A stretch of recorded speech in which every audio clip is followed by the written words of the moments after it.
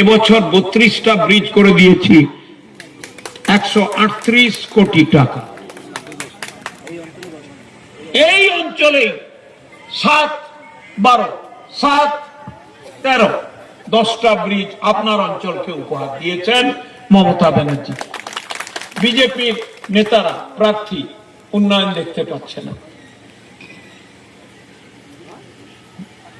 11,000 বাড়ি প্রথম ধাপে গত বছর আছে, এবছর 22,000 বাড়ি গরিব মানুষ।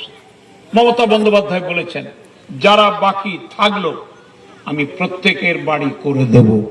এই হচ্ছে মমতা। আর মমতা এমন একটা মানুষ যা বলে তাই করে। বলেছিল লক্ষ্মীর ভান্ডার করব, করে দিয়েছে। বলেছিল সুযোগ পেলে বাড়িয়ে দেব, 1000 থেকে 1500, 1200 থেকে 1700 হয়ে গেছে। সিভিক পুলিশ জানলে পায়নি, নাম দেবেন, এন্ট্রি করবেন, পেয়ে যাবেন।